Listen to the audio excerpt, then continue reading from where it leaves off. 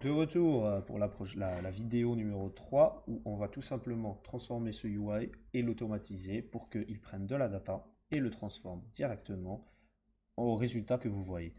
Donc on va commencer par enlever tout ça. Donc on va mettre du blanc ici, on va mettre rien là pour qu'on voit si ça fonctionne ou pas. Le code ici c'est 0, player name c'est 0, position c'est 0. Voilà. On va commencer par enlever l'image qui est là, remove component, et on va ajouter un script que je vais créer, mince, que je vais créer dans son endroit. Donc le script ici. On va l'appeler, on va l'appeler euh, NBA Player UI. Bon, on peut changer les noms plus tard, hein, mais c'est pas un énorme problème. Donc celui-là, on va enlever tout ça au début. Qu'est-ce qu'il va faire ce script? Il va prendre en information en entrée un NBA player data de player, de player data comme ça. Il va le prendre en entrée. Donc je vais vous montrer ce script là qui sera évidemment ici. Et je vais le drag and drop. Et il a besoin donc en entrée d'un player data. Donc Michael Jordan ici. Et une fois qu'il le prend, il va lire les informations qui sont à l'intérieur de lui. Et il va tout simplement s'exécuter pour les mettre là où il faut. Donc je vais créer une public void, donc une fonction qui va faire ça, qui va faire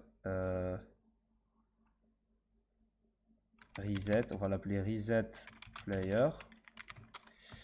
Et qu'est-ce qu'elle va faire? Elle va prendre les informations player data et elle va les attribuer aux autres informations. Donc on a besoin d'absolument toutes ces informations là, ces 5 là. Donc on va les créer une par une en public. On commence par une rarity color, donc une image, tout simplement. Donc public image, on va appeler rarity color.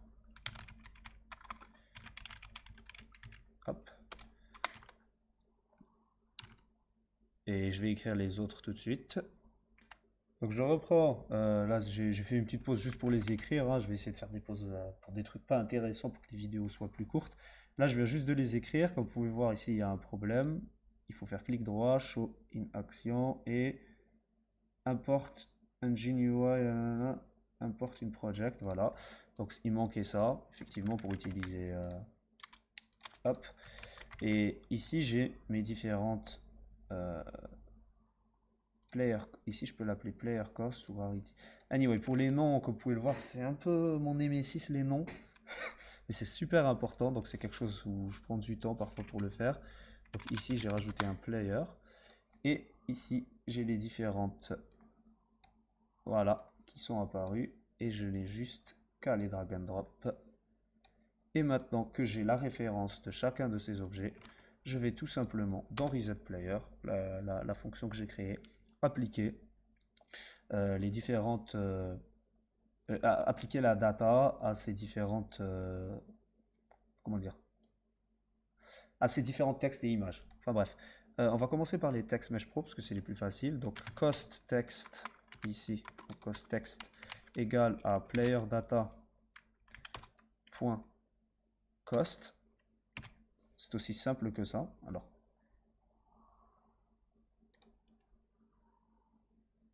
ok, text cost to string évidemment. Comme ça permet de transformer le int en string.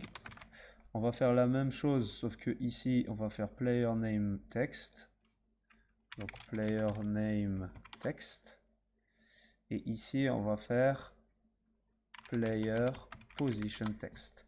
Et on va pas leur donner cost, on va leur donner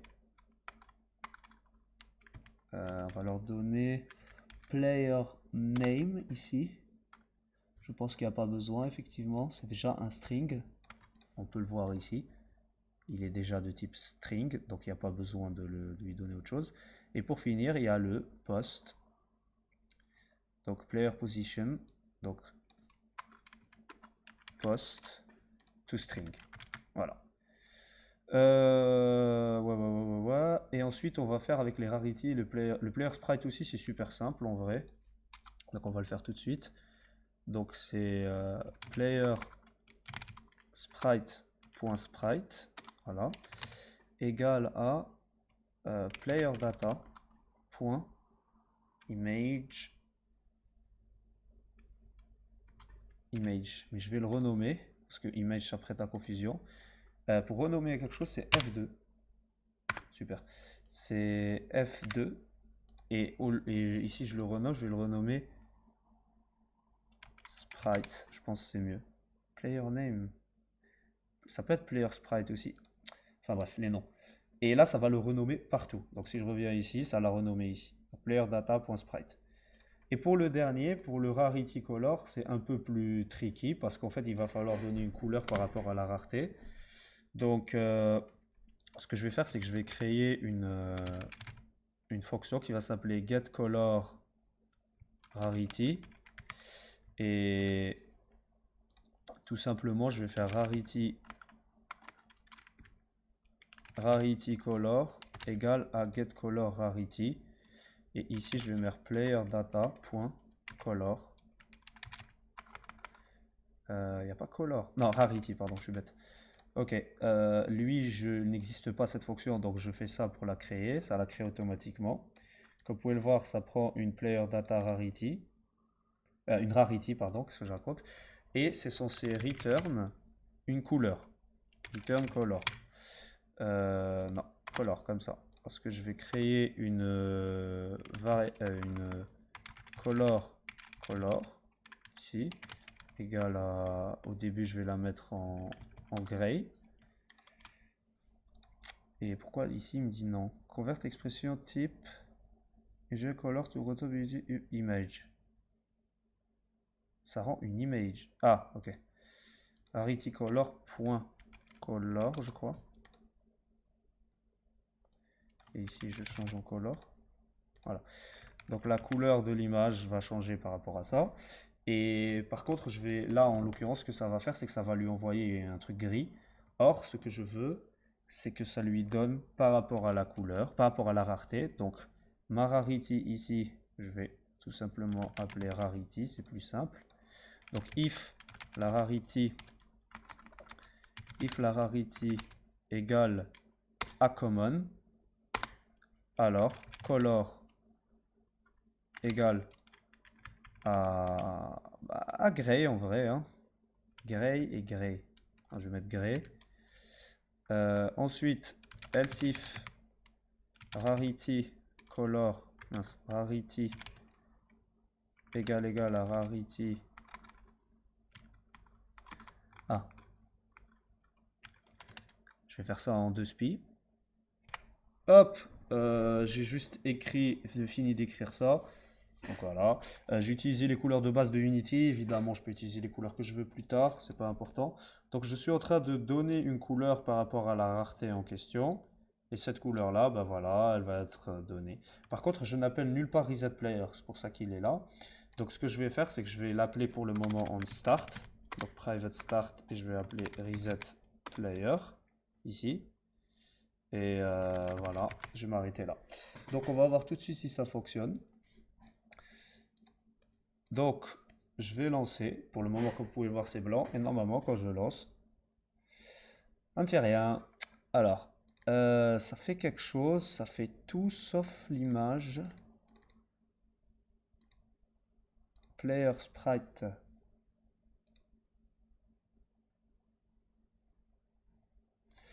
Où est celle de Jordan? Attendez. Là, c'est le problème vient peut-être d'ici. Ouais, effectivement. En fait, je sais pas pourquoi elle ne s'est pas mise.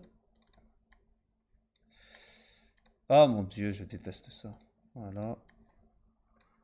Et là, si je lance, normalement, voilà, exactement ce qu'on avait. Donc maintenant, si je veux faire un test avec LeBron James, bon, je vais d'abord devoir télécharger une image de lui, que je vais faire tout de suite. Aussitôt dit, aussitôt fait. J'oublie pas de la transformer en un sprite. J'applique. Je vais sur LeBron James ici. Je lui drag and drop ça. Je donne LeBron James. Pas que j'écorche son nom. On va dire que c'est une épique, juste pour la vidéo, hein, pas de blasphème, attention. C'est une épique et c'est un small forward. On va voir à ce que ça marche directement. Évidemment, ici, il ne faut pas que j'oublie de donner le bon, la bonne data, donc celle de LeBron James. Et normalement, si tout est bien fait, ça va automatiquement me load celle de LeBron James, qui est un 4 cost, une épique, qui est small forward et à son image ici. Et voilà, c'est comme ça donc qu'on s'occupe de faire de la data. Et maintenant, ça va fonctionner pour toutes les futures datas qu'on va faire. C'est ainsi que se finit cette vidéo et on se voit pour la prochaine vidéo. Je ne sais pas exactement encore ce qu'on va faire, mais peut-être que... Ah, j'ai peut-être une idée. On va peut-être essayer de rendre ça un peu plus joli. Un peu plus, hein. Parce que là, en l'occurrence, c'est un peu difficile à lire. Donc essayons peut-être de finir le UI, enfin de peaufiner ça, pour ensuite passer à la suite. À toutes, à la prochaine vidéo.